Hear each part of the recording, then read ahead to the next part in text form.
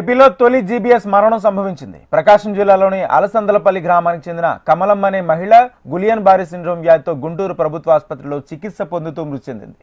2 రోజుల క్రితం తీవ్ర జ్వరంతో పాటు కాళ్లు చచ్చుబడిపోయి గుంటూరు ప్రభుత్వ ఆసుపత్రిలో చేరింది.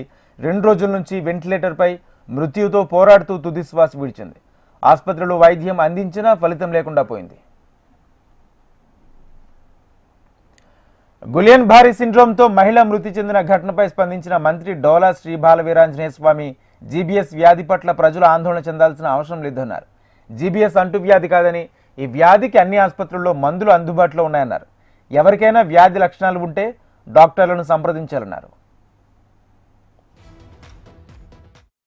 మీడియాలో కానీ వచ్చేటువంటి వార్తల్లో గులియన్ బారీ సిండ్రోమ్ గురించి ప్రజల్లో ఎవరు కూడా ఆందోళన చెందాల్సిన అవసరం లేదు. ప్రకాశం జిల్లా గిద్దలూరులో చెందినటువంటి ఒక మహిళ మృతి చెందిందని చెప్పేసి సమాచారం ఉంది. ఇది సహజంగా ఉండేటువంటి ఆటో ఇమ్యూన్ డిసీజ్.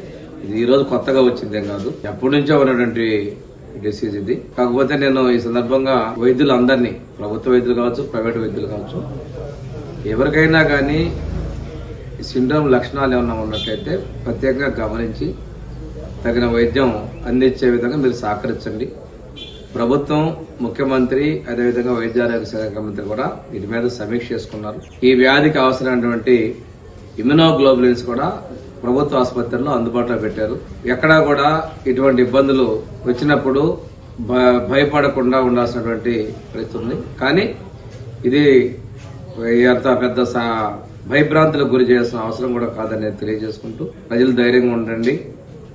వైద్యులు మాత్రం మరొకసారి కూడా విజ్ఞప్తి చేస్తున్నాను, గమనించి ట్రీట్మెంట్ సకాలంలో అందే విధంగా చర్యలు తీసుకోవాలి. ఇది ఎటువంటి అంటువ్యాధి కాదు.